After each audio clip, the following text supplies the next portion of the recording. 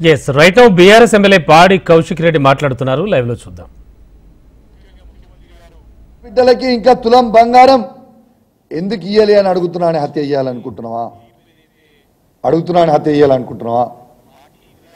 గురుకుల స్కూళ్ళల్లో పిల్లలకి మంచి భోజనం ఎందుకు పెడతలేవు అని నేను అడుగుతున్నందుకు నన్ను హత్య చేయాలనుకుంటున్నావా? దేనికోసం నన్ను హత్య చేయాలనుకుంటున్నావు అని చెప్పి నేను అడుగుతా ఉన్నాను. రేవంత్ రెడ్డి గారు, మీరు ఒక ముఖ్యమంత్రి. రేవంత్ రెడ్డి గారు ఏమలా మాట్లాడుకో, నువ్వు ఒక ముఖ్యమంత్రివి. నువ్వు ప్రజలకి ఏం చెప్పదలుచుకున్నావు?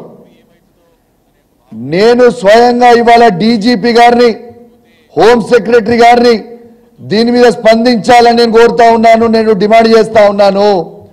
స్వయంగా ఒక ముఖ్యమంత్రి నేను పంపించినా అని బహిరంగంగా చెప్తున్నా. మీరు స్పందించకపోతే ఎట్లా నేను అడుగుతా ఉన్నాను.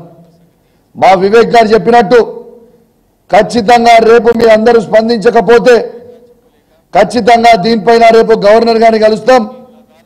కేసీఆర్ గారిని, కేటీఆర్ గారి, హరీష్ రావు గారితో చర్చించి ఇంకా దీని భవిష్యత్ కార్యాచరణ ఎట్లా చేయాలో కూడా తీసుకుపోతాం.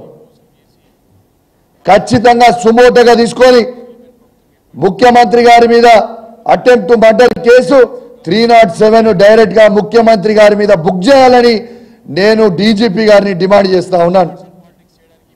ఎలా అసలు ఏం జరుగుతుంది ప్రభుత్వంలో? రేవంత్ రెడ్డి గారే అందరికీ ప్రోత్సహిస్తా ఉన్నాడు. మాజీ మంత్రివర్యులైన సీనియర్ శాసనసభ్యులైన హరీష్ రావు గారి ఇంటికి పోతారు దాడికి. ఖమ్మంలో మేము వరద బాధితులకి సాయం చేయడానికి మేము పోతే హరీష్ రావు గారిని, జగదీష్ రెడ్డి గారిని, సబితా ఇంద్రారెడ్డి గారిని, పువ్వాడ అజయ్ గారిని, నన్ను అదే కారులో ఉంటాం, ఆడ కూడా మమ్మల్ని హత్య చేసే ప్రయత్నం చేస్తారు.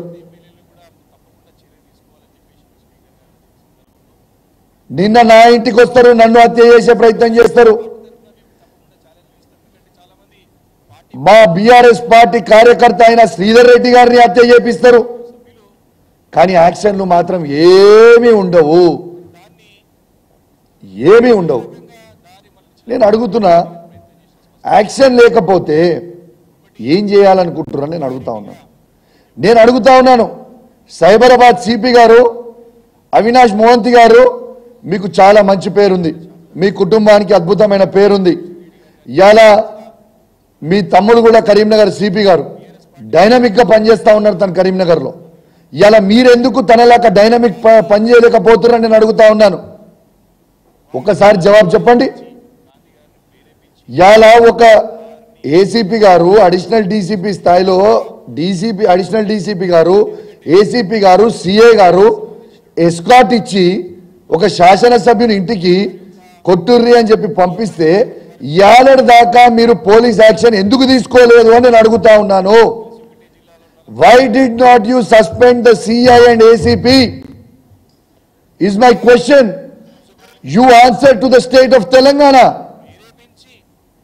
People are watching you. ఒక ఎమ్మెల్యే ఇంటి మీద ఇంత పెద్ద అటాక్ జరిగితే సిపి గారు ప్రెస్ కాన్ఫరెన్స్ పెట్టి ఏం జరిగిందో అనేది ప్రజలకి చెప్పరా? ఎందుకు జరిగింది అని చెప్పరా? ఇదా లా అండ్ ఆర్డర్?